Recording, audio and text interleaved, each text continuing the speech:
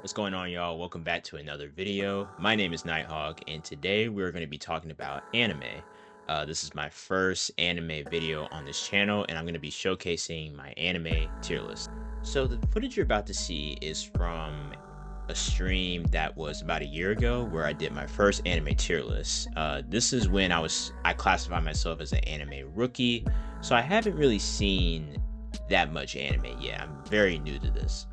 So in that sense, I do have a couple rules. The first thing is that every anime listed is something that I have seen. So this is not going to be a 100 plus long anime tier list. Like this is, I add an anime to be ranked and I rank it. And in that sense, there could be multiple rounds of this since I'm still on my anime journey. So there will be a round 2 coming very soon on my stream. So this is a list that is supposed to grow over time the more anime I watch, and in that sense is chronicling my anime journey with you guys. And it's a very nuanced view of it since some of these are recent, so I'm gonna grow with some of the shows, but some of these are before my time, so I'm kind of looking at them out of the time, out of the hype, sort of. So I hope that offers like a fresh perspective. Maybe you guys could talk about it in the comments, like my thoughts. Do you agree, disagree? And once again, this is from a year ago, so there will also be editor's notes that show, hey, my opinions might differ from this, or hey, I mentioned this show that I'm going to see, but at this point I have seen it since I'm editing this a year after the first round. So yeah, with all that being said, I hope you guys enjoy the video. You also see the length of this video below, so grab some snacks, feel free to throw me on in the background, and yeah, let's talk some anime. Let me show you guys the tiers. So the first tier is life-changing.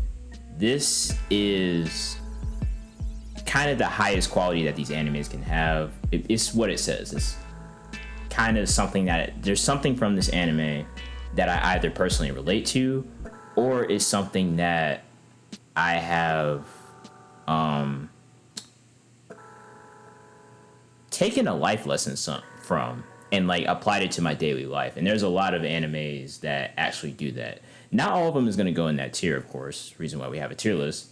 So if it doesn't reach that level for me, it's at least an excellent watch, the second tier. Then you have, not the ad break. Then we have the excellent watches. I already said that. Good times. You know, maybe it's not like excellent, but it's still a good show.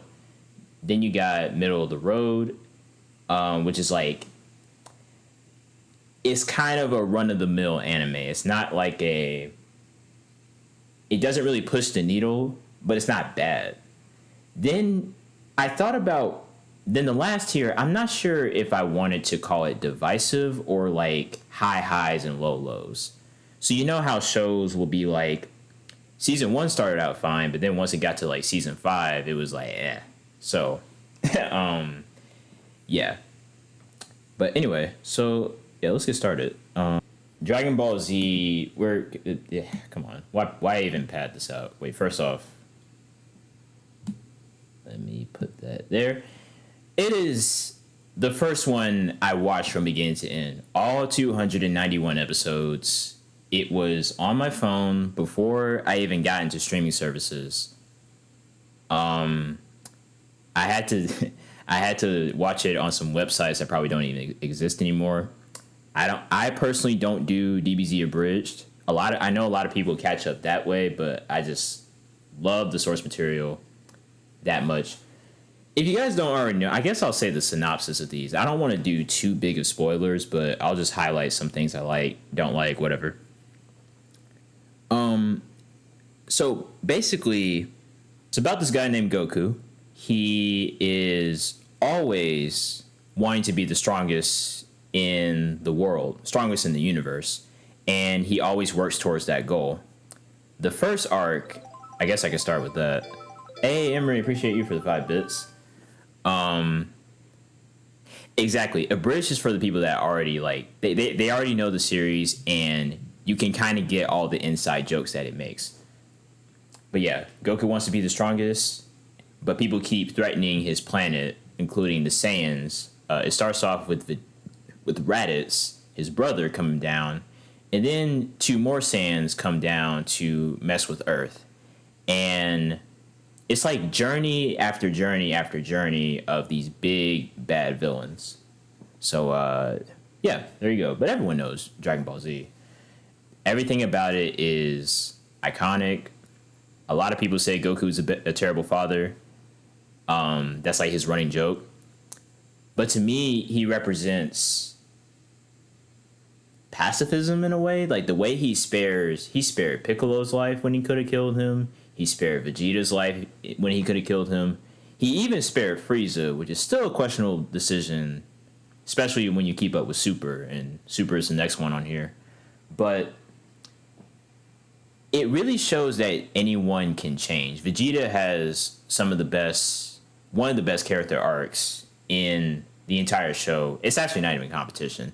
Dragon Ball Z, you can criticize some of the stories because Frieza arc and Cell arc, really the saga, the Frieza saga and Cell saga are just straight up iconic. Then once you get into the Buu arc, that's where it gets like kind of shaky for me. But because it's the first anime I watched and the first one I really stuck with, so Frieza saga and Cell saga, that's like one of the best, most well-written sagas in anime.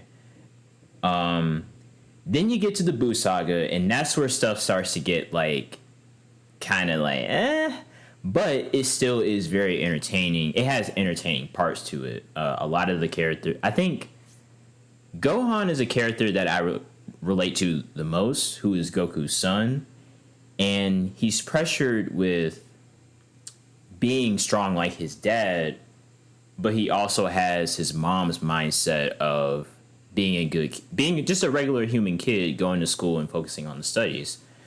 And he's kind of thrust into war, pretty much.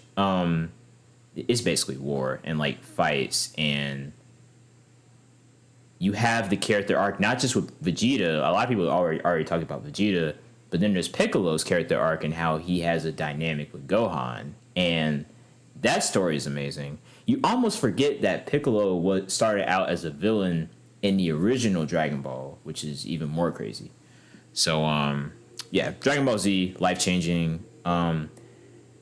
Next is Dragon Ball Super. Now, in my opinion, Dragon Ball Super's opening is one of my favorite openings in here. You'll see why. I'm only doing the second one because I don't acknowledge that first one. The first one's okay, but this second one though, that opening is amazing. Ooh, great question. So, did I watch all of these in the original language or watch them dubbed? So, and yes, that is the right lingo. Dub or sub is a constant, like, also, what's going on, Callie? It depends on the show. I typically ask people, but like, as soon as we get into the later shows, I start asking people like, hey, should I watch this in dub or watch it in sub? And it doesn't really matter at the end of the day, just whatever you're like comfortable with. But with Dragon Ball Z, it was all dub. With Dragon Ball Super, it started as dub, but I couldn't find the dub versions of the last arc, which is what this opening is for. So I watched the last saga as sub, and then everything else before that was dub. So, yeah, and I guess I'll say that as I keep going. But this is where I got to explain the divisive tier, because that's where Dragon Ball Super is going for me. And the reason why is because the flaws of Z kind of show in Dragon Ball Super. Don't get me wrong, Super is a great show. But the rollout kind of confused me a little bit because, first off, Dragon Ball Super exists because Akira Toriyama, rest in peace, he saw Dragon Ball Evolution, the live action version, and was like, nah, my series can't go out like that. So he basically made 2 movies, Dragon Ball Z Battle of Gods and Dragon Ball Z Resurrection F. Those first two movies were adapted into arcs for the show. So once I got to the show, I was like, I already seen these in the movies. Plus, the movies was like way better in my opinion. And I basically just skipped the first two arcs and went straight to the Universe 6 arc, which was okay. And just to kind of like sum it all up, Dragon Ball Super definitely gets better at the end of the series more than like hooking you at the beginning. And you kind of have to know the stuff that happened in Dragon Ball Z to get Dragon Ball Super, if that makes sense. But Super does have some of my favorite moments. I don't want to show them because of spoilers, but you guys might already know. Ultra Instinct alone is just an incredible, like, just moment in the series and in Goku's development. But yeah, it's like everyone goes through their big character arcs in Z, but then Super is not really.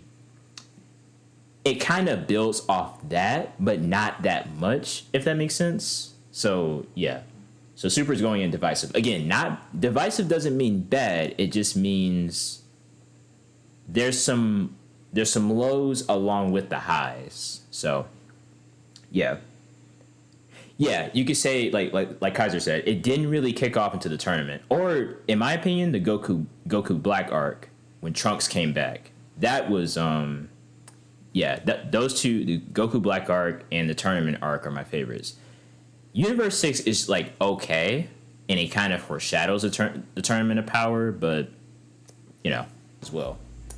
Rosario is another divisive, but if you want to have fun. Not everything has to be this big, long journey like Dragon Ball and stuff like that. What's going on, Love Ice Cream, by the way? Not everything has to be shonen and like end of the world type of stuff. Sometimes you just need a simple plot, and that is what Rosario plus Vampire will give you. It's a story of a boy named Skune who ends up in a school for monsters, accidentally. By the way, the genre is harem. It's a harem anime. And if you don't know what that means, it basically means that one person, usually a guy, there are women harems in there as well, but it's the protagonist is surrounded by a bunch of love interests that all want them at the same time. Shenanigans ensue. I'm going to be using that phrase a lot. Shenanigans ensue, and they get into wacky situations every episode. That is Rosario plus Vampire, although the premise is main character is in a monster school. So everyone has a human form and a monster form. And the pink hair girl in the middle is the one he's really in love with. But then these other girls you see in the intro also love him as well. So the reason why it's divisive is because it can get repetitive that he's only in love with the pink hair girl. Her name is Mocha. And every episode is basically them gawking at each other, and she's like, Skune! And then Mocha is saying Skune's name, Skune's saying Mocha's name, and it goes back and forth. And then some new shenanigan pops up. Mocha turns into her super vampire form. That's like the best monster in the school, so she easily wins fights. Yeah, GQ is a whole thing. In my opinion, I like the blue hair girl. And part of it is because of, oh, by the way, don't watch this in public and don't watch this around people. Yeah. It's, because the thing about harems is that you have, each person has their favorite, like, shipping. So, everyone has their, yeah, don't watch this on the plane. Please don't watch this on a plane. Yeah, so everyone likes their own type of shipping, right? But it's unfortunate that he's only in love with this one in the middle, and he has all these different chemistry. You kind of want to see all the other chemistries work out, but that can't happen because of not the Bluetooth speaker. Uni. I I cannot. Yeah. So it's a harem. It's not going to match up to the deep stories of everything else. But if you want something fun, there you go. The manga. Another reason why it's down there is because the manga is way better, and there's interesting questions that the show does ask about: can humans and monsters coexist together? The reason why the monster world is built up in the first place. It actually gets kind of serious a little bit. So you get your little bit of story, you get your little bit of fun in there. But once it gets to season 2, then it kind of goes downhill in terms of quality. And there's a lot of fan service. Another reason why you don't want to watch it in public. But it's entertaining. And people look good in the show. So there you go. But yeah, let's switch this tone again to something more serious. This is the first anime movie I've watched, Akira, and I found an AMV of it that fits perfectly, in my opinion. But let's just start with the fact that Akira, for me, is a good time. To other people, it would be in the life-changing tier for other people, but this first watch, it threw me so off guard, and it kind of gave me some... I low-key couldn't sleep at night after I watched this. It's a post-apocalyptic world, a post-apocalyptic version of Tokyo that's run by all these these motorcycle gangs. So as you can see, these guys are like riding around, causing mischief. What I thought this plot was going to be was these guys being galvanized to take over the corrupt Tokyo government. And, this movie is listed as cyberpunk, and you can see why. It's all these beautiful lights and stuff, this motorcycle action. But once, and the people who've seen the movie know what I'm talking about, it hits a moment where Tetsuo, who is, I think, the younger brother. So this guy's name is Canada, not spelled as like the country, but his name is Canada with a K. And he has this motorcycle gang. I forgot what the gang was called, but one of the members of the game is Tetsuo, who is the guy you saw floating out the building right here. There's a reason why he's floating like that, but I don't want to say why. Someone in the chat might say it, but it's a lot of stuff happens after Tetsuo's first encounter with a certain creature. And that's all I'm going to say. It gets chaotic. It gets crazy amount of action. Low-key a little bit of horror. I want to say suspense. It's between suspense, thriller, and horror at some points. And the animation just keeps getting crazier and crazier as the movie goes on. Because the 80s was a time in animation, for Japan at least, where people were allowed to get experimental with the animation, and you definitely see it as this movie goes on. So that beginning scene I showed you, it only scratches the surface. That animation is revered, and it hasn't been really topped today, except for like Spider-Verse in some cases. Yeah. So yeah, but anyway, yeah, them animators in the 80s, anything that was made in the 80s and 90s before computers were really like the main thing. They put in some work. If overworking allegations came out back then, we wouldn't have gotten our stuff. I mean, let's just be honest. Like they went in with this stuff. But the reason why it doesn't go into excellent or life-changing for me is because the plot, as chaotic as it is, it's a little... Some of the characters don't really have their character arcs like that. And besides Tetsuo, the guy who... this guy right here. Besides him, all the characters kind of blend together for me. So that's my only nitpick on Akira. Not Dr. Hawk. Hey. But next movie is Ghost in the Shell, the original one from 1995. Ghost gets the first excellent watch from me.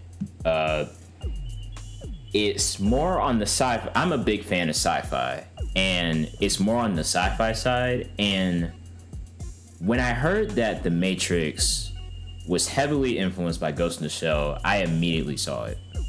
It's sci-fi.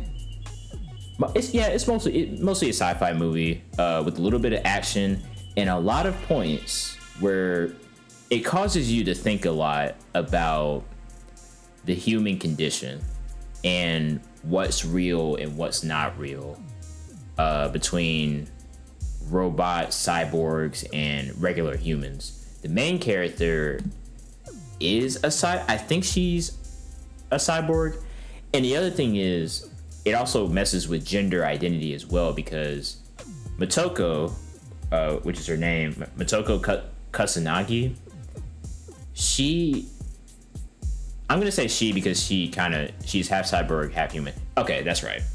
So her parts are like augmented, and she has these special abilities, and she works in a division that's kind of like special forces. So they basically get their hands dirty, and they're after this rogue AI. Yeah, so they had a live action version with Scarlett Johansson. A lot of people criticize that version because it's a white woman playing an Asian role. But the director actually said that he wanted Scarlett Johansson to play that version.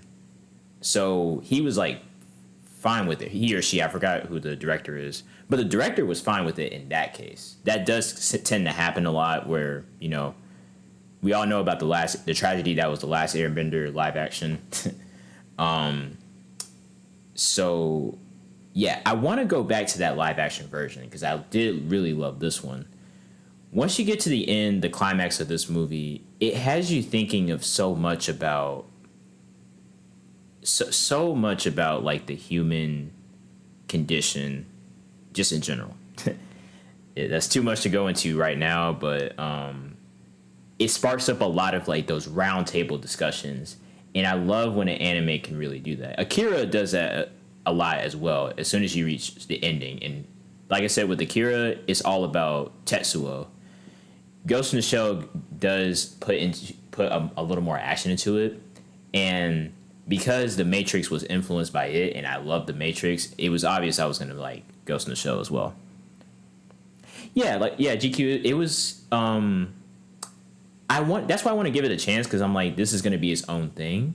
So I think it would be fine if the movie if you just treat the movie as its own thing, it should be good. And I think that as a fan of, once again, sci-fi, I think it's going to be easy like for me as well. I saw the gameplay. So exactly, Shy. That's why I was so. Ooh, it's funny you mentioned Cyberpunk. That's another one we're going to get into in a little bit.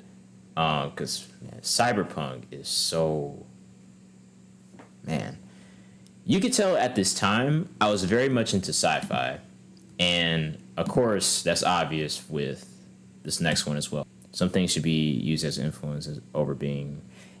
That's fair. That's definitely fair. Because a lot of things would be influenced by Ghost in the Shell. Like Ghost in the Shell would be a lot of people's first experiences into anime. And this is kind of where the beginning of this story is. Like DBZ, maybe not Rosario, but Akira and Ghost in the Shell, they were all very influential into what you would see later. I was very much into sci-fi. So what if you had something that just was sci-fi, but had other genres? Cowboy Bebop. This was life-changing.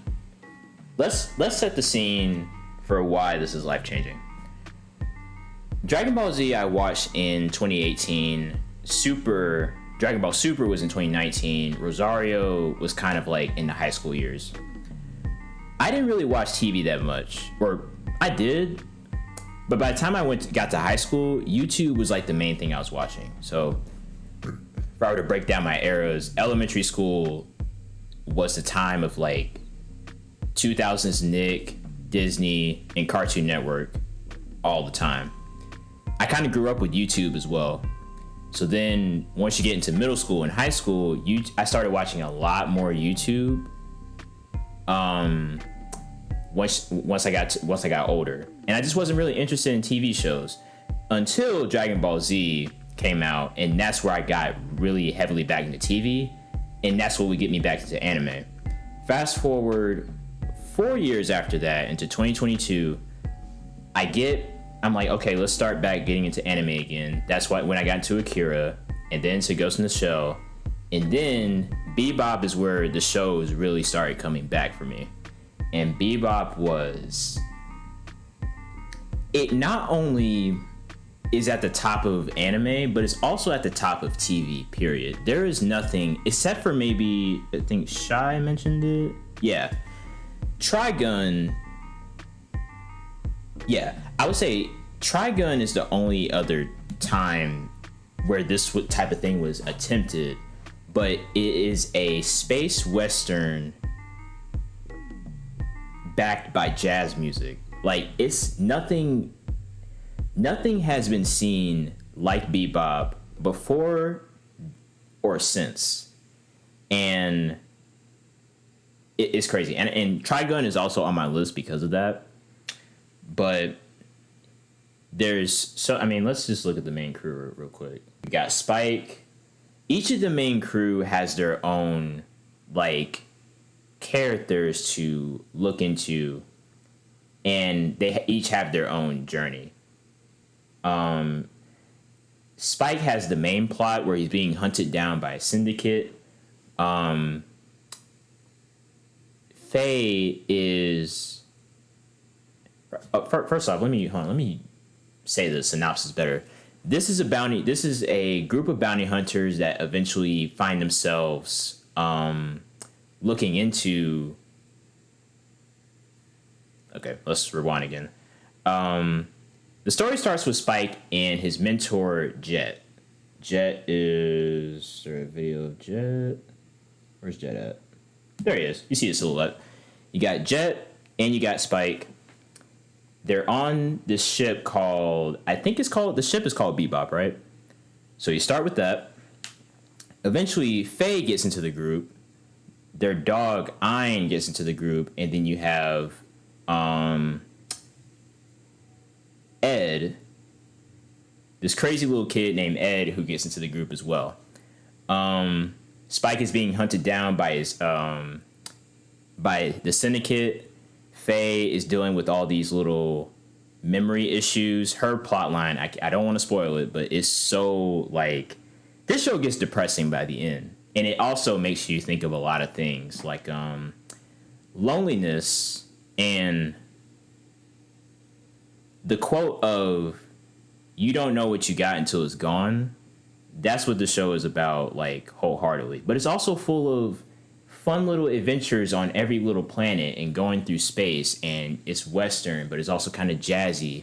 And the reason why jazz is in the show is to represent things being improv'd on. It's not meant to stay in a box. It's just meant to be a new genre influenced by all other things in the past. Because there's a lot of Blade Runner influence. There's a lot of Lupin the Third influence.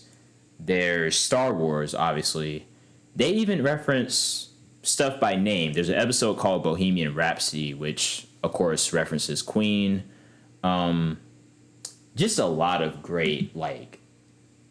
This show has I would say, like, this show has everything. But it kind of does. So, yeah. Oh, I never knew they had a PS1 game. That's pretty cool. Yeah, like, let me know what some of y'all's starter animes are. Because, Shy, I know you also mentioned Outlaw Star. I haven't gotten to that one yet, but I know that one's pretty good. And then also Full Metal Alchemist. I can't wait to get to that. So this will be refactored as I go back through, as I continue on through my list. So, yeah. But one more sci-fi before we get into another tonal shift. Cyberpunk Edgerunners.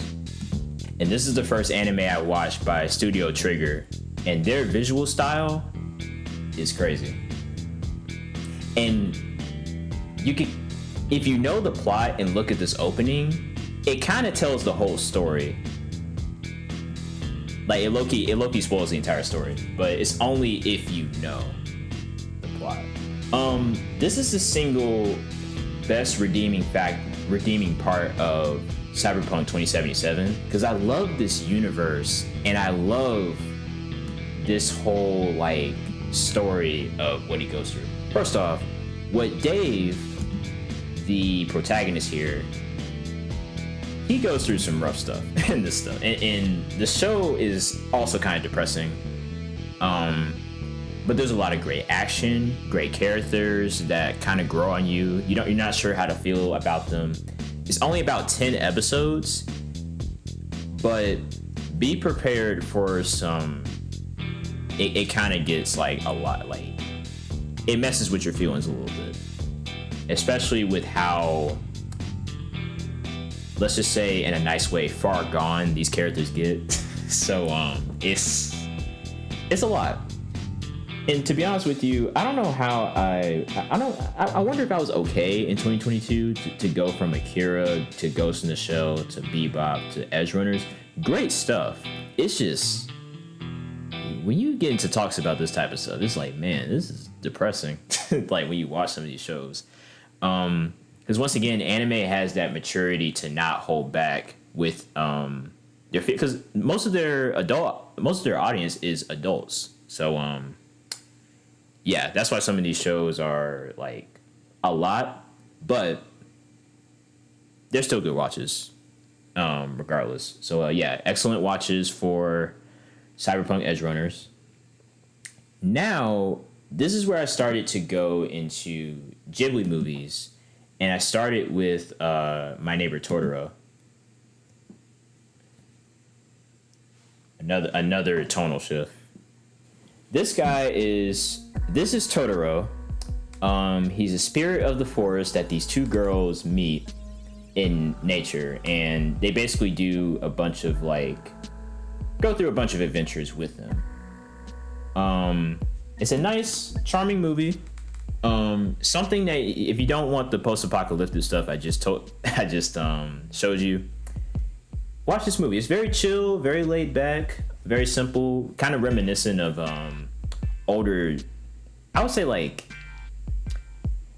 80s, 70s Disney movies. Any kind of Disney movie where it was like very nature focused.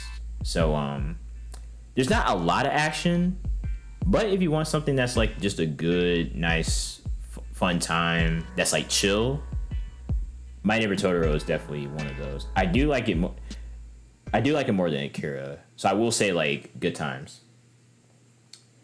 The next one, and more on Ghibli movies in a little bit. Yeah, Howl's Moving Castle, Spirited Away, that's also on the list to be ranked as well. So we'll get to that then. Afro Samurai. All right, so here's the thing about Afro. I wish that this was longer than 5 episodes, because that is the only reason I gotta see the movie. So Jay, it's not gonna take you long to get through it because, like I said, it's 5 episodes. I wish it were longer because it would have gone up like good times and excellent watches. But had it been longer, but because it's short, I have to put it in just middle of the road because it's good stuff. But maybe, I don't know, maybe I watched it too quick. I watched like 1 episode in November and I was like, oh wait, I need to finish this. And then I kind of blazed through the rest of the 4 episodes, and then you just kind of forget the plot. But it's a good plot though. One of the lyrics in here is, I cut the whole world in half for the #1 headband. And Afro here is, his father is the, or was the owner of the #1 headband. So Afro's father is the owner of the #1 headband, and he gets killed by this other gunslinger named Justice. And Afro's a kid at this time, and he swears revenge on Justice. So this is a revenge tale to get back the #1 headband.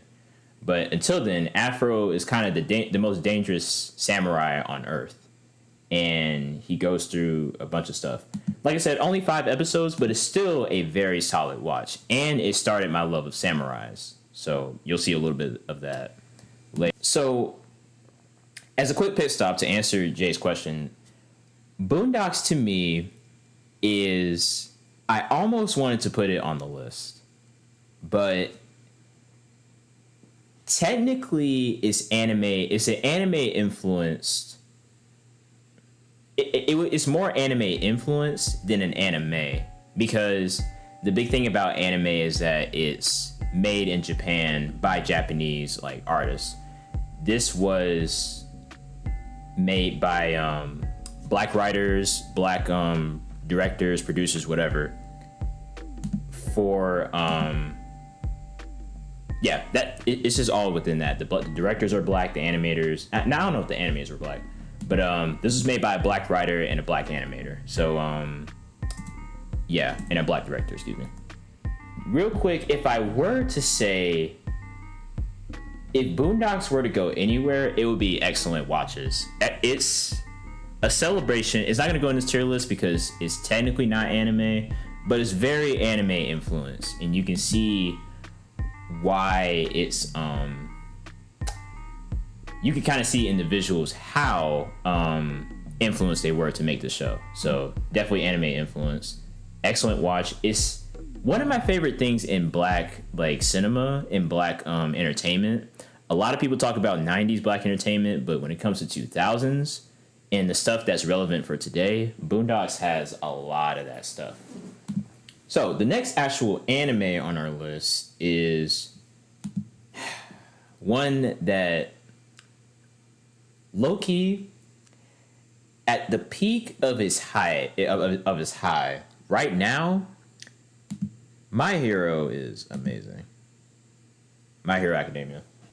The premise of the show, if you don't know already, 80% of the world has a superhero ability named quirks in the show. And being a superhero is more of a profession. So every one of the people in this shot is class 1A, and one of their teachers and the greatest superhero in Japan is All Might. All Might has a chance meeting with Deku here, who is our main character. Bit of a crybaby at first, but I love this guy. He is my favorite of the class. Second, then there's the second one is Todoroki for me in terms of favorites, and then Bakugo comes in third.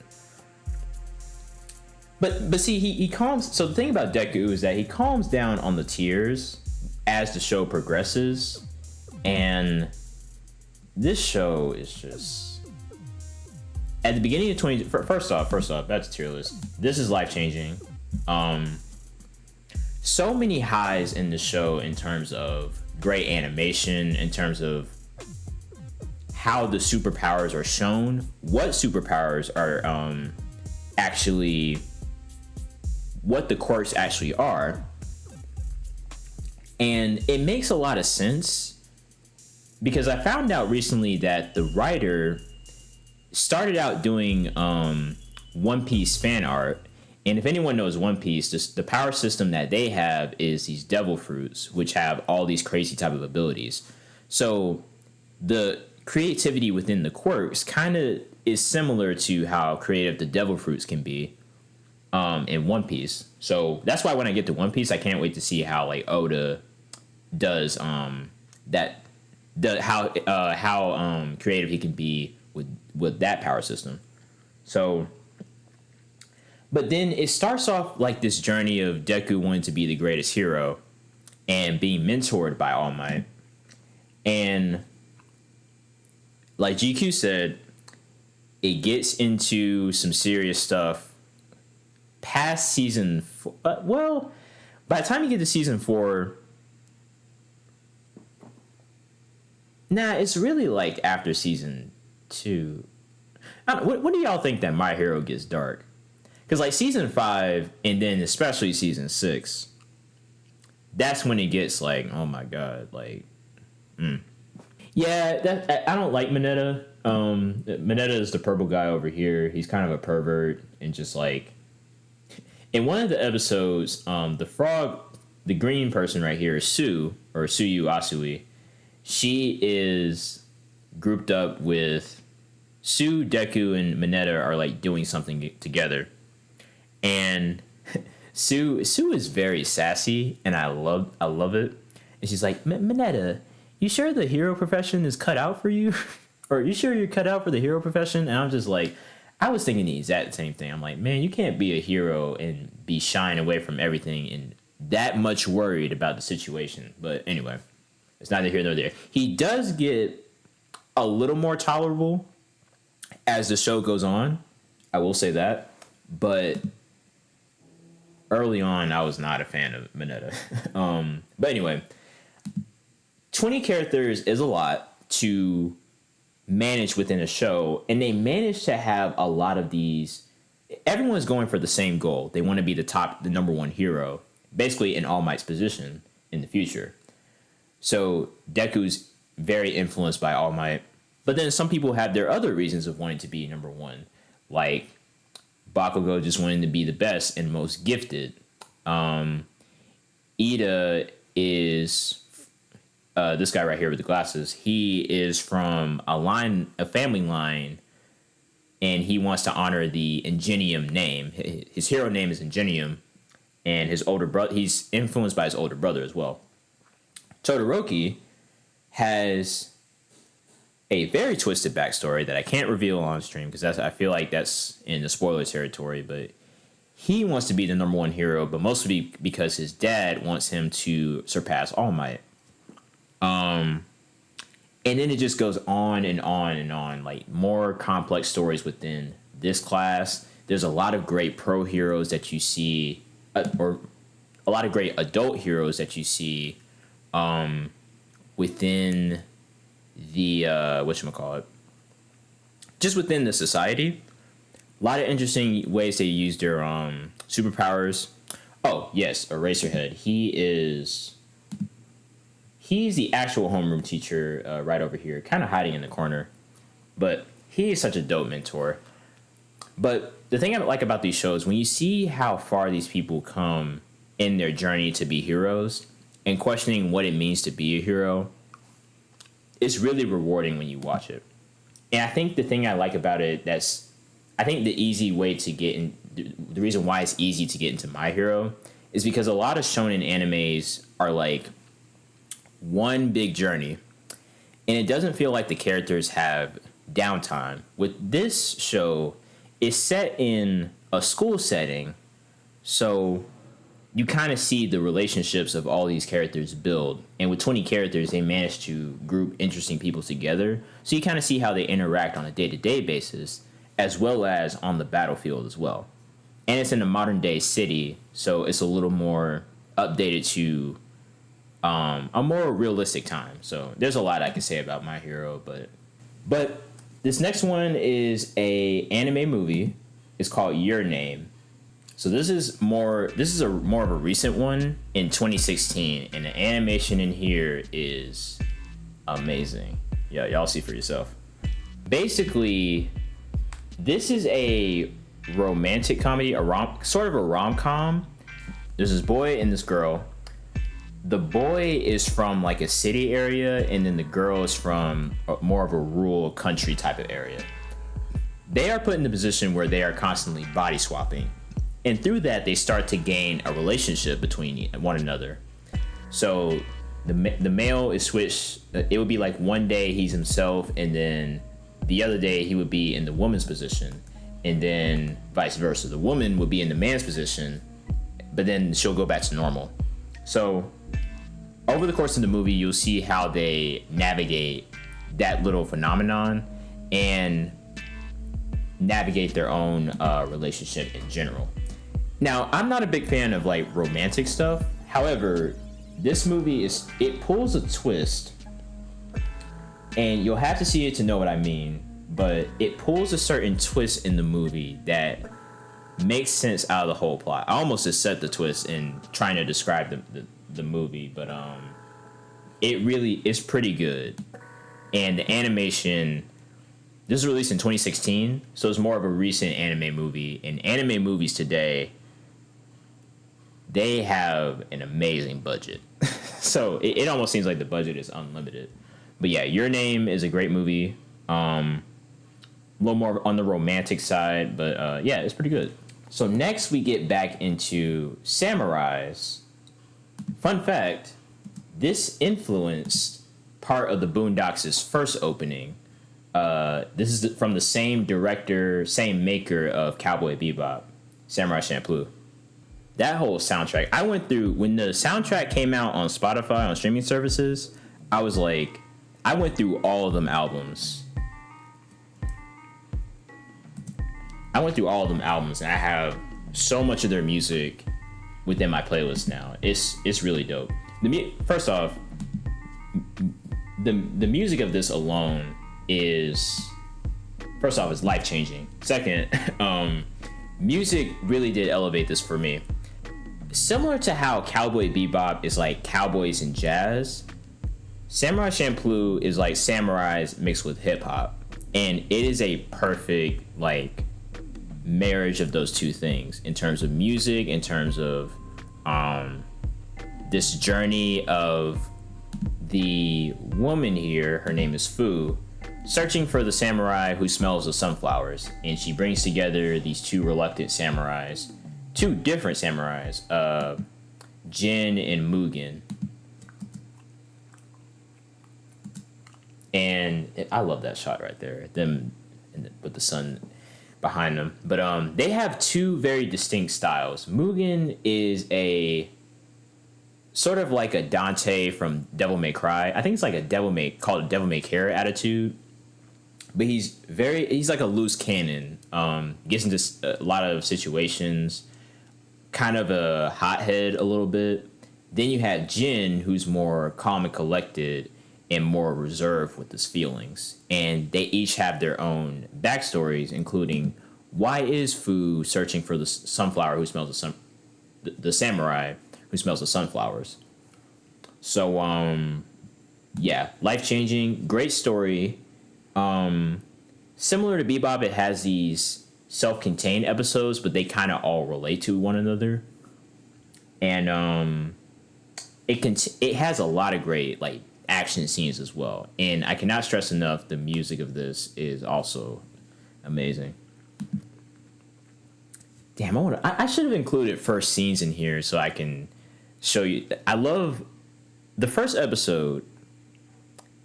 Is such a great first impression on the show because they constantly play on the hip hop influences. So when Fu is like, what, 100 dumplings? Because it's going back and forth between Jin encountering government soldiers and shutting all of them down. Fu is at the bar, is at the place where she works at, and she is, what do you call it? These jerks come in, Mugen comes in, and Fu's asking for Mugen's help to get rid of the guys in exchange for 100 dumplings. So, the way they cut back and forth with that screen, those scenes, and then like it's like a DJ scratch, yeah, it's amazing. And the way they all grow to appreciate one another throughout their journey is also great because they kind of clash a little bit. Some people try to leave the group.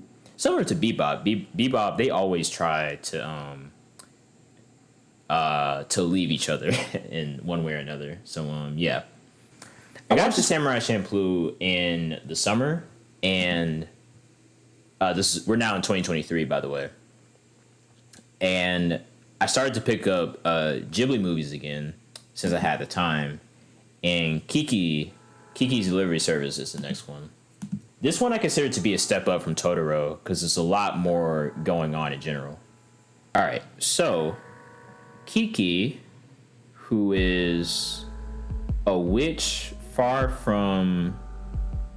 lives far from the city, is she's growing up. I think she's like 15, I believe. She's pretty young, fairly young. And she wants to master being a witch.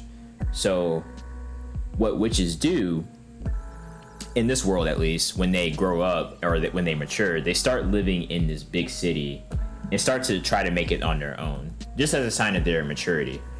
And when she gets to the city, she basically has to navigate life, and eventually she starts this delivery service, which the movie does show.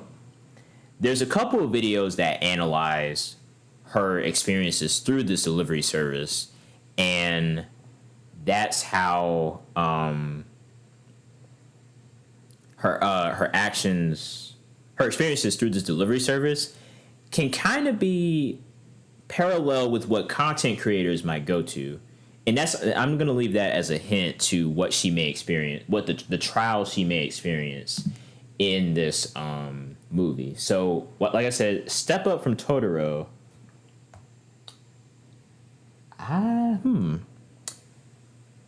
This is an interesting one, because once I saw that connection of like how people were analyzing it, I liked it even more. But the movie is still already pretty good. I put it in good times, above Totoro. The next one, this was another quick watch, only 6 episodes, but they had the cheat code with this for me, because one of my favorite artists is Flying Lotus, and then another one of my favorite artists is Thundercat, and they were tasked with doing the music for this other show called Yasuke. It's on Netflix, and it's a story. It's actually loosely based on history of the first black samurai in Japan, and his actual name was Yasuke. So here's the opening of that. Fun fact: LaShawn Thomas, he helped out with some of the stuff in the Boondocks too. So that was a pretty cool thing to see right there. And Lakeith Stanfield voices Yasuke. So a lot of cool people involved in this one. This is another short watch. Is going to go in the middle of the road along with Afro Samurai. Too short, but it's also maybe not that interesting of a plot compared to other samurai stuff you might see. So, but it is still like pretty good of a show. It's just that compared to like stuff like the stuff you see in Champloo and Afro Samurai, you have another samurai tale that's like someone regaining their honor. Because it used to be one of the best, like, Yasuke starts the story on 10, best samurai in the land of Japan, and being a black samurai, he was very pressured to do that. This is set in like the not Edo period. I think 16th or 17th century Japan. Yeah, as I continue going on, I was like, Yasuke is cool, and at least it is only 6 episodes, but that soundtrack is amazing. Once again, it's done by Flying Lotus, and it just comes off as a little basic compared to the other ones, but it is still a good watch. Yeah, 16th century. Because I forget how the centuries work. I believe we're in the 21st century now, and it's like every year starts with 20. I'm not gonna lie, Zaylin, that also threw me off too. I'm not gonna elaborate because spoilers, kind of, but they try to mix in 16th century stuff with like modern day, the stuff you would see in modern day shows, kind of. So yeah, the next one is One Punch Man. This is the best looking opening that I could find on YouTube. This one looks really good. Here's the crazy part about One Punch Man. I was instructed to, people are like, season 1, amazing on an animation level, a great expectation subversion of shonen, because our main character here is Saitama, aka One Punch Man. He does what his name sounds like. He can defeat enemies with just one punch. So with that, you're like, well, how do you base a show around that? And the idea of the writer, who is, I think is Yusuke Murata, I believe. I'm sorry if I butchered that, but the idea is to take a shonen character at the end of his journey and stick them at the beginning and see what happens because of that. So with that, you get a lot of interesting questions, like what is it like being the most powerful character in the show or in the world, and no one can match you. It's great. Okay, it's great stories that can come out of that, and like Kaiser said, the side characters are pretty good in this. So here you have Genos, who is he wants to become as strong as Saitama, but he kind of gets all of the work. He's kind of a cyborg as well. All the fight scenes. And then you also have Moomin Rider. Moomin Rider and Speed. These are sort of Saitama's main friends, and then you have the rest of the heroes of that world in this hero association. There's a ranking system of how heroes are, and it kind of breaks down similar to My Hero in a way. It breaks down how it kind of does like some satire of if heroes were celebrities, what would they actually be like, and which one of these people have the true soul of a hero. If you ask me, Saitama's friends have more of a soul in being a hero than any of these guys over here. And Saitama is also figuring out what kind of hero he wants to be and what he wants to do with his life. Now that he's obtained all this power, what is he going to do with it? So, yeah. First season is great. I heard the second season takes a dip, and I still haven't seen the second season, but I kind of just looked at the manga, because the manga, like you said, Shy, manga is really good. The person told me that you'd be doing yourself a disservice if you're not looking at the manga's art. So One Punch Man is actually where I first started getting into more manga stuff. So yeah, I would say even with that first season, in the second season, story is good, but the animation takes a dip. So it kind of balances out to good times for me. I wonder if it was just if the animation quality was just as good. I wonder if it moved up to excellent watches, but I'm not particularly sure if that would happen. Not really. Next, we have another journey that took 5 months to complete, but Hunter x Hunter. So, of course, that's actually a good question. I forgot about that.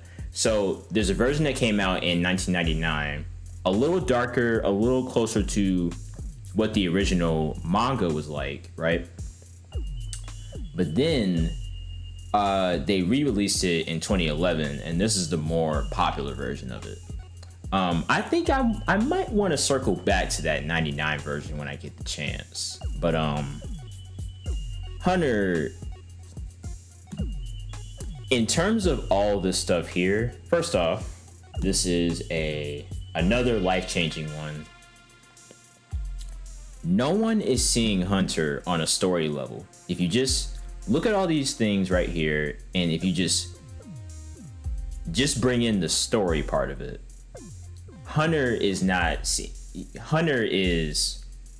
it has an amazing story. And the fact that it does that in the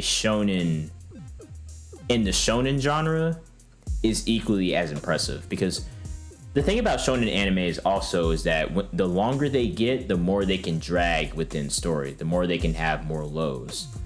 Hunter, all of their arcs, there isn't a single bad arc in Hunter, in my opinion.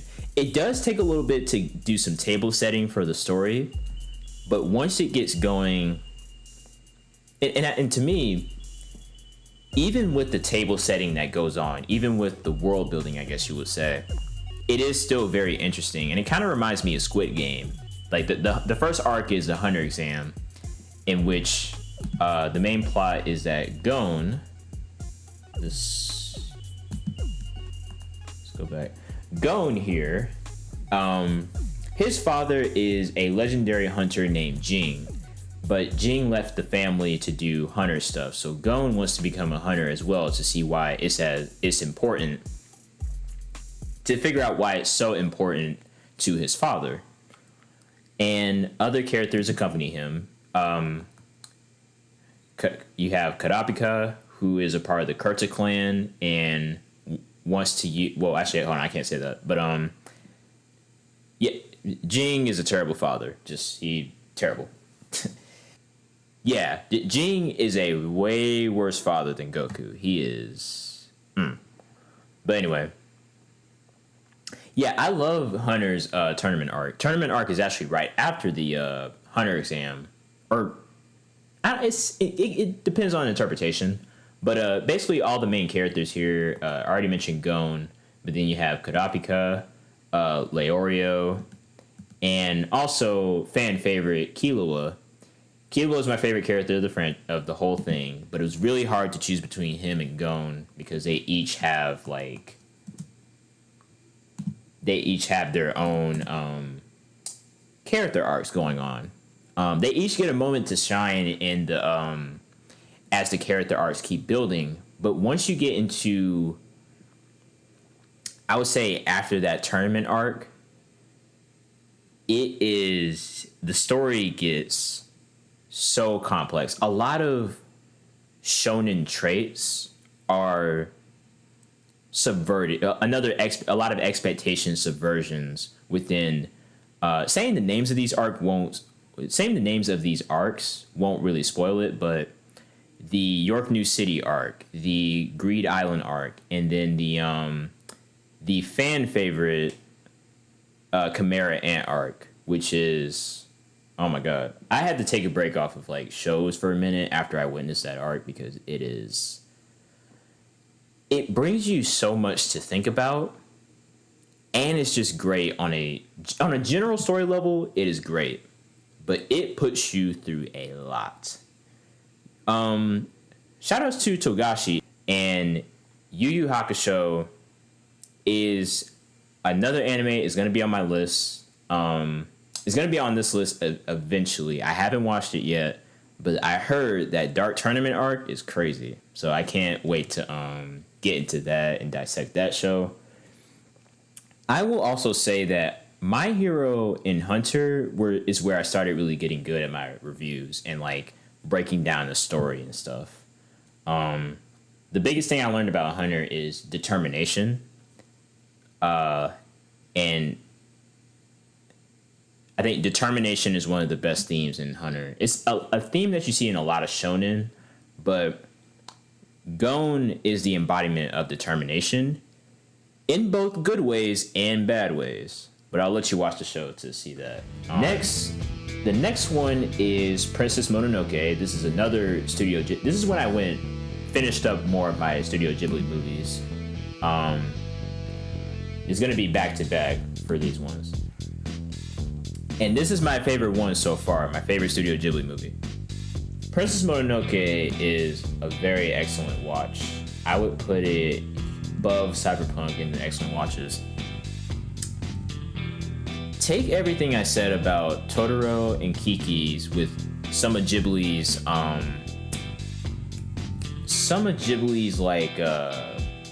repeated themes. Now add action, add an epicness to it, and add a time where the heroes and villains are a little more blurred. So you're not really sure who's in the right and who's in the wrong. It's just humans with motives. I forgot to say, Hunter has a lot of that stuff too. A lot of characters in Hunter x Hunter, they exist in a gray area, which is why the plot is so complex for that show as well. But Mononoke just...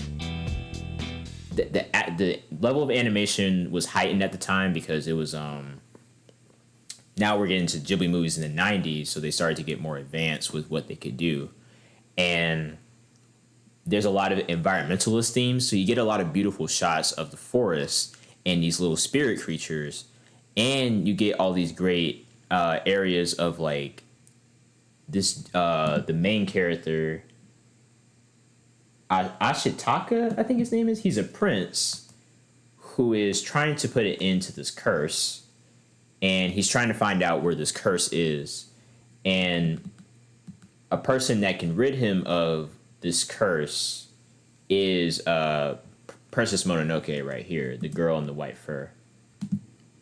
But yeah, my man here goes to all these little villages to find out. and she cares after these little the wolf characters as well. She's like a guardian of the forest, but some people want to take the forest for their own needs and their own gain. So yeah, great movie. A lot of great messaging and a lot of subversions between who the heroes and the villains are, or if there are any at all, or if it's just like humans fighting against each other. Next one is Spirited Away. Like I said, I kind of went back to back with this. So this is like the first Ghibli movie I've ever heard of in general. So, Spirited Away is about this little girl named Chihiro. Yeah, she ends up in this world full of spirits and like otherworldly creatures, and I guess all I can say is like shenanigans ensue. This dude named Haku helps her along to adjust to the spirit world, but she has to find her way out of the spirit world. But through that process, she learns what the spirit world is like and why the creatures are here and what this place is all about. So it's dope.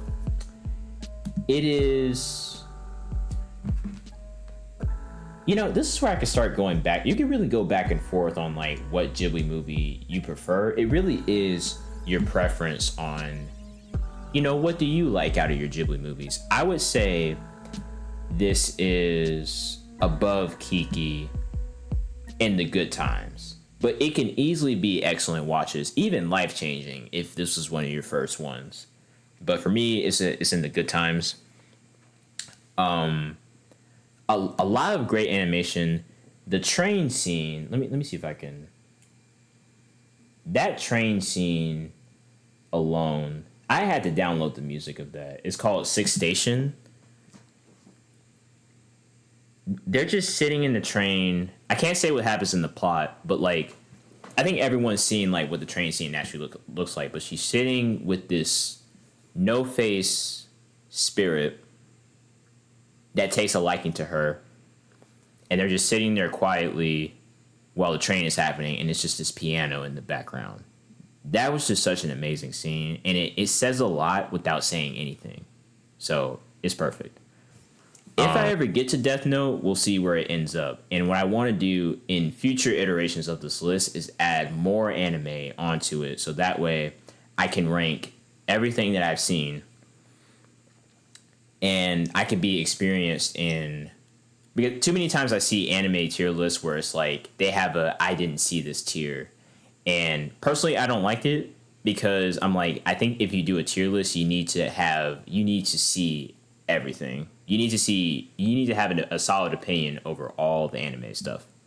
The next one is Howl's Moving Castle. I'm gonna play the AMV real quick while I get some water. So BRB.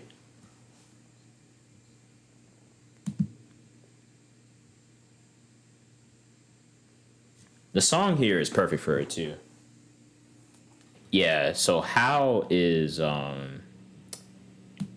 this is an interesting one. A lot of great lore and story with Howl. It's seen as a divisive one in the Ghibli movies, and the reason why is because, it has a lot of differences between the book version that it adapts from and the movie version. The book is more of that fantasy setting. I don't know I forgot the original plot of the book, but basically this woman named Sophie, it's just a normal woman living in this village, and she is running her own clothing shop, and she encounters this dude named Howl, and they start to get, romantic feelings for each other. Howl needs Sophie, Sophie needs Howl. And I think she goes to see Howl in his moving castle. And from there, you see that Howl is involved in this war. And Sophie is forced to be an old woman from being in the castle. I'm not sure if I'm explaining it right, but basically they learn to like love each other. They kind of have curses inflicted on themselves due to this war that Hal is flying. You can see him in his bird form right here. But Hal is all fighting this war. Sophie's trying to figure out how to get rid of this old woman curse. Excuse me. And yeah, they try to go through the entire movie to figure that out. Anyway, the reason why it's polarizing is because all the stuff about how fighting in the war is not in the book. Miyazaki, if you think about all the stuff I've said so far between Mononoke and this movie, Miyazaki loves to put a lot of war stuff in his movie, basically saying that war is not healthy for us, war is not good, and it can be very harmful in the effects that it causes in the countries. Like, and it's very relevant to, this was written, this was made in 2004, I think. Mononoke was in the late 90s, so war is still going on in this world, and it's still just as like the effects of war is shown on Hal throughout the movie. But some people felt that took away from the romance part of the story. It's like they're trying to tell two stories at once. And I do agree that it doesn't always mesh well, but it is still a great love story by the time you get to the end of it. So for that, I put it in good times. All the Ghibli movies so far, with Princess Mononoke being my most favorite one, they're all like solid watches for me. So if you haven't already watched the Ghibli movies, there's a couple more that I still need to watch. I know The Boy and the Heron came out recently, and I'm waiting for that one to be on Max so I can go ahead and watch that. So yeah, all the Ghibli movies are on Max too, so you can go ahead and watch it there. But anyway, so let's move on to the next one. This one I was so glad to see that they came out with. But, man, because I love the movie already. So to put it in an anime form was perfect. Scott Pilgrim takes off. So the movie is already... So this is like a spin-off of the... Hey, what's going on, Paige? This is like a spin-off of the Scott Pilgrim versus the World movie, right? So they try to... It's like an anime adaptation of the movie with one key twist that changes the vibe of the entire show. But I can't say it. I don't want to spoil that part. But But what I really like about this anime is that it really pulls from the original art style of the graphic novel. I haven't read the graphic novel, but I really need to look for that graphic novel and read it, because I think the graphic novel is called Scott Pilgrim's Precious Life, or Precious Little Life, and then the movie is named Scott Pilgrim vs. the World, and this is Scott Pilgrim Takes Off. So, but all these names, Michael Cera, who at the time was known for Superbad, and eventually this movie, if you ask me, Mary Elizabeth Winstead, I think she was recently in Star Wars as a Hera, if you guys, any Star Wars fans out there. She's known for something else too, but I forgot what it was. And then you got Kieran Culkin, who is Kieran Culkin, who is Macaulay's younger brother. Macaulay Culkin is, of course, Kevin from Home Alone.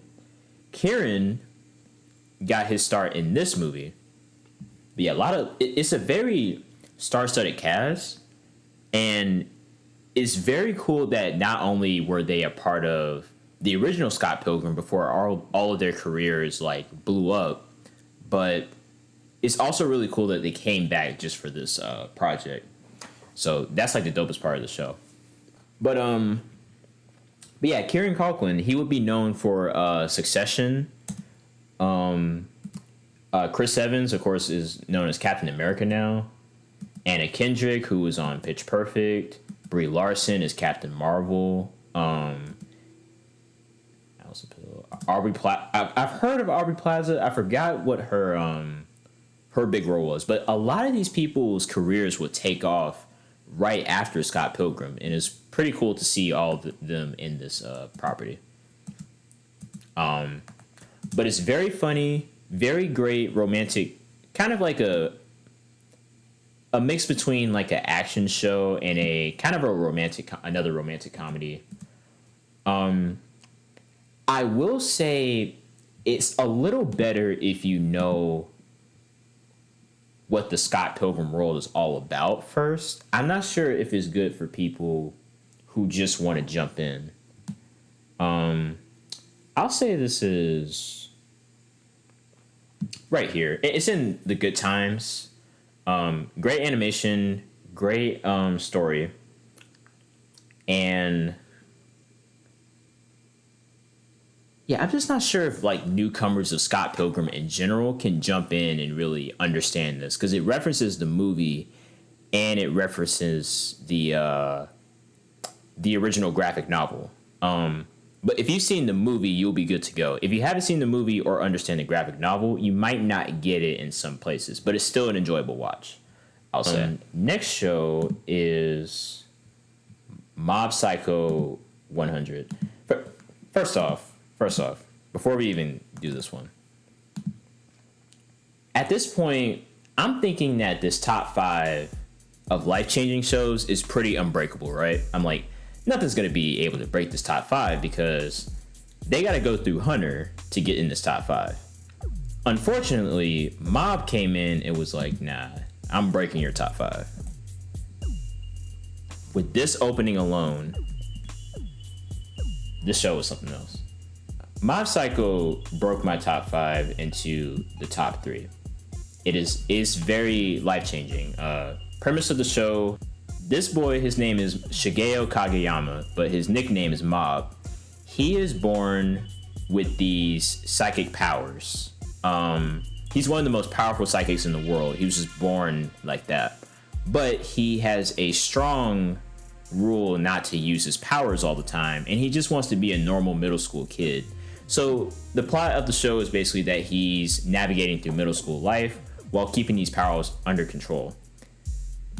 This show, with that middle school setting, first off, the show is very funny, very stylistic with this animation, and oh my god, animation is really good. It's the same studio that did My Hero, Studio Bones, and when you watch this animation, you can tell that they really love animating like the show. Like, I'm just gonna let the opening play through a little bit, but this visual is like very, very trippy and a lot of stuff going on.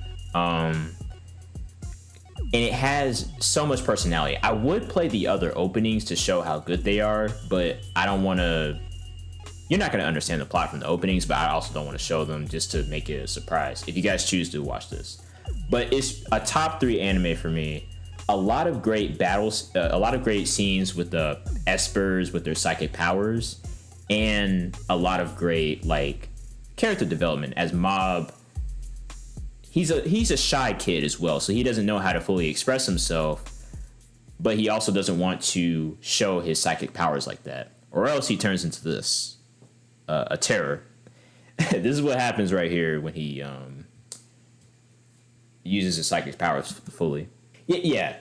All of the intros, you're just like, yo, where did they get the time to animate this and the budget too? Like, damn, like they went all out with this art style and with the animation and with the music as well. You won't like exactly, Mac. Like, you won't like him when he's angry. How are you choosing what to watch? Recommendations or catching a clip somewhere? So a lot of these animes have their own story of why I catch on to them.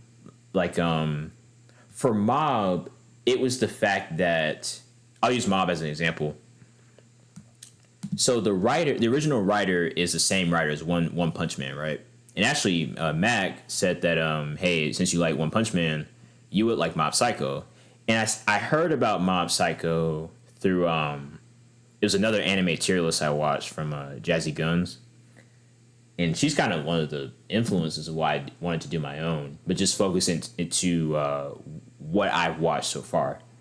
So she put Mob at S tier and was like, "Yeah, this is really good." I saw it was 37 episodes. And I was like, "Okay, cool." What they got to show with 37 episodes, and what they showed was amazing. By the time I got to season 3, I was just gonna watch I was like, let's watch 1 or 2 episodes just to get myself into season 3. I watched 6 episodes back to back without stopping because the story is so seamless from episode to episode, and it's very entertaining, one of the funniest shows I watched, very high on the humor. And it is, I'm like, why did I watch 6 episodes? I didn't want to burn through it so fast because I also didn't want to end the show because I was having such a great time. I just did not want to end it. But it's really good. Those beginning soundtracks, this opening right here is going to be on my Spotify Wrapped. Don't be surprised when you see 99 or the third opening, which is just named 1. Don't be surprised if you see that stuff in my Spotify Wrapped. Shout outs to the Mob Choir, who is the singers on this. But yeah, to answer your question further, it's more of a mix of recommendations, what I heard of as a kid, as well as stuff just looking cool to me. Anime is very stylistic, and stuff just be looking cool. And that's a perfect segue into this one, another recent one, Ninja Kamui. This is it's airing on Adult Swim, and it's available on Max the next day. But this is the show that is the reason. It's going to be the reason for getting me more into Jujutsu Kaisen. But the action director, or I guess the director for Jujutsu Kaisen, Sung-Hoo Park, he directed this show, and I really love it so far. It hasn't finished yet, but I got to put it in the list. If you like JJK's fights, you're going to see a lot more fights like that, but with ninjas. Basically, it starts on 10 the minute that first episode starts. So Higan here it's another revenge story, but this time set within ninjas, and he left this ninja clan, and now they're after him, similar to Spike in Cowboy Bebop. Spike left the syndicate, and the syndicate is hunting him down for it because he broke the code. Higan is similar because he also broke one of the codes, and now they're after him, and it's a great show so far. It hasn't finished yet, but it's still in the finishing stages. I almost didn't want to include it yet, but it is some good stuff in the show. Very, very high on the action. If you want some action, you got it in this one. Now, I'm stuck between another Good Times and Excellent Watches for this one, because it's not finished yet. And I don't have many flaws with it. For now, I'm going to say Good Times. Yeah, I'll just stick it right here. Because it's a very solid watch. Animation, very great. Especially, once again, with the action. Opening theme left such a great impression on me. So, yeah. All right, next one. So, we're down to our last 3. Next one is Skate the Infinity. Unfortunately, the intro of this one wasn't available, so I also had to look for an AMV. But this AMV it matches up very nicely with what the show is sort of about. It has a lot of LGBTQ undertones, and who better to have for that than Lil Nas X? But yeah, this man is unhinged. He is an experience. His name's Adam. He's nowhere near the they should have gotten Lil Nas X in here. Maybe they can get him for the second season. I don't know, because they got a second season of this coming. I can't wait for that. But this was an excellent watch. probably the top excellent watches. Below Mononoke. This was a really good watch. The premise here is... one moment. Okay. This guy named Longa is an exchange student from Canada, and he's really into snowboarding, but he gets dropped into the world of skateboarding. And he meets a redheaded dude named Reki, who is a skateboarding nerd. Reki and Longa are friends, and they basically... Reki kind of teaches Longa the experiences of the skateboarding world in this competition called S, where they race down this ramp, and there's this skateboarding prodigy named Adam right here. Once again, he alone is worth the watch of the show. He is unhinged. He is basically like the Joker of skateboarding. Or for the people who watch Hunter, if Hisoka wanted to skateboard, that's Adam. Like that, you cannot tell me any different. And someone else said that Adam reminds him of Dio from JoJo. I don't know who that is, and I do. I recognize the name of Dio, but like it's someone from JoJo that Adam reminds him of. But man, he's crazy. Yeah. Dio is definitely Adam definitely takes influence from Dio. This fun fact. This is also in the credit. I was looking in the credits a little bit, and I saw that this was animated by Bones as well. Bones, like I said before, did Mob Psycho and My Hero, but it was a different studio within Bones. So didn't know that Studio Bones did this one. Yes, one of the writers for this one also did Code Geass, and Code Geass will be the show I watch after Jujutsu Kaisen. I can't wait to get to JJK. I'm gonna have so much to talk about. All right, so we're down to our last two shows, and they're kind of connected in a way. The first one is a little bit obscure, but once you guys know what it influences, you'll kind of see why it was sort of important to watch it. Let's look at it. This is Gunbuster. I'll start with the placement on the list. This one is another divisive one.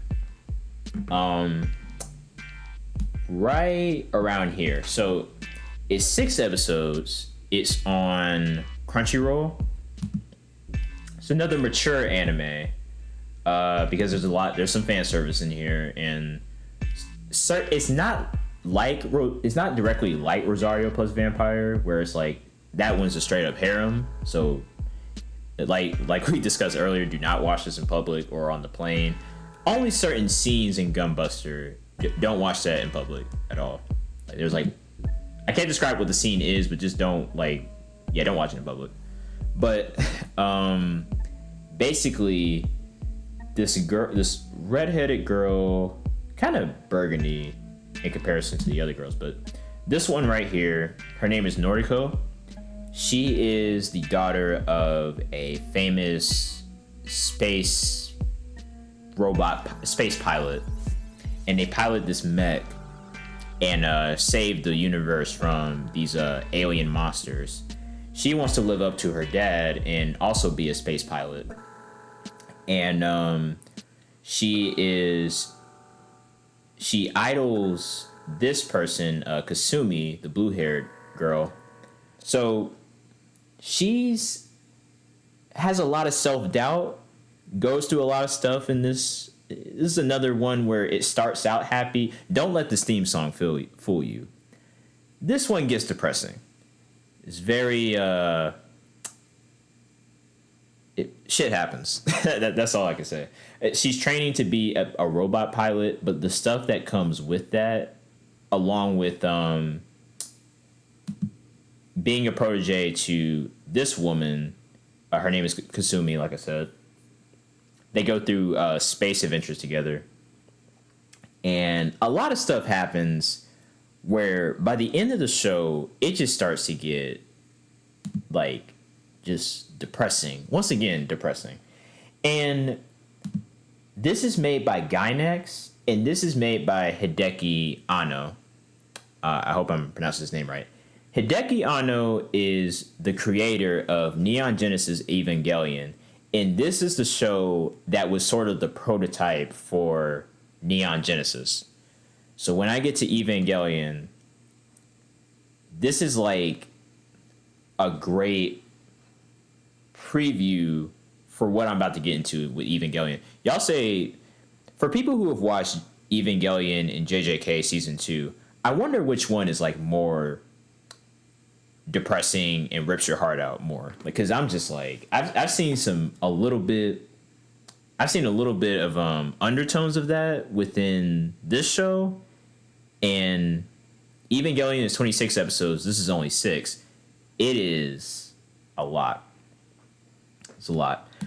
But yeah, this is like my introduction to mecha anime, Gainax as a company. I learned a lot about Gainax from this because this is sort of the stuff that kind of got them in the door of like mecha anime history.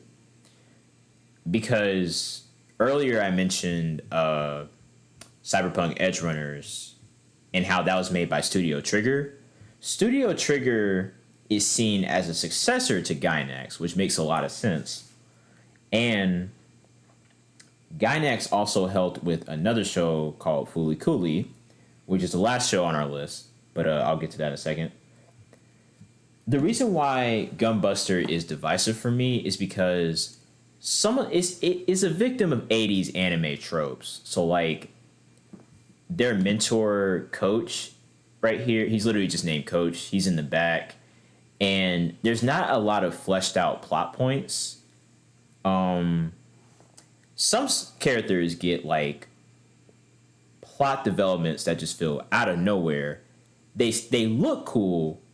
Like there's a scene where Noriko does something very, very cool, but it low-key feels like it low-key feels out of nowhere. I'm just like, whoa, this is like, hey, I like this, but this is cool. The last show on our list that Gainax assisted in producing was Fooly Cooly. And this show is, man, Fooly Cooly is not something that can be explained. I'm doing the Keith Lee hand. I didn't even mean to do that, but I'm going to keep it right here. Fooly Cooly cannot be simply explained by the plot. Matter of fact, here's the plot. Naota is this ordinary boy living in an ordinary town where nothing happens. Until this woman with the Vespa hits him and hits him on the head and the guitar. And from there, all I can say is shenanigans ensue. And when I say that for this show, I really do mean shenanigans ensue. Shit just happens. Once again, it is a lot. However, it is very. It's a really good time. Really good time. Also 6 episodes. But it's one of the most confusing and somehow amazing 6 episodes you'll ever watch. There's robots. There's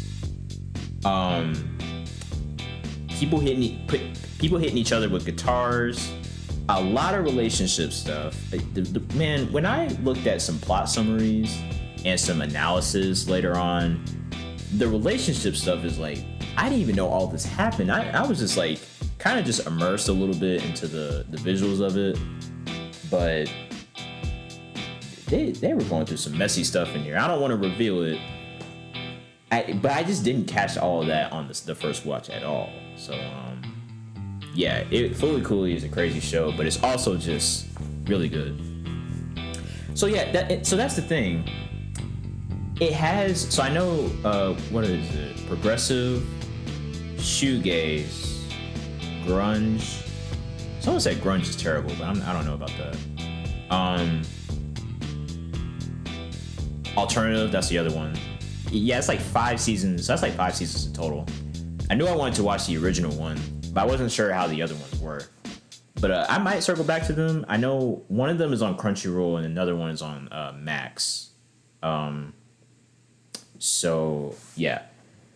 But this is the anime tier list so far.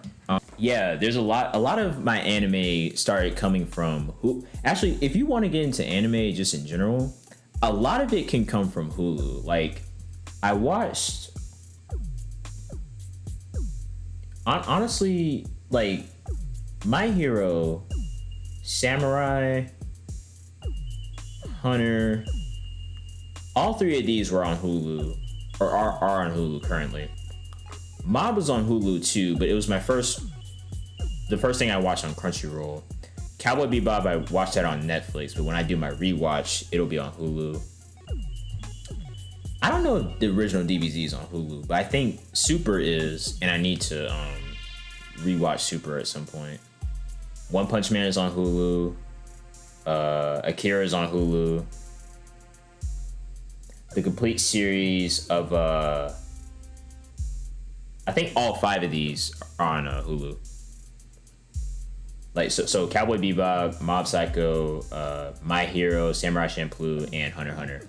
They're on Hulu, dubbed and subbed, so you can choose which one you want to watch. All right, and that concludes our anime tier list, round 1. Remember, there's a round 2 coming soon on my streams, so feel free to check that out. Probably by now it might have already happened or is happening. Just check my Twitch, it's in my bio.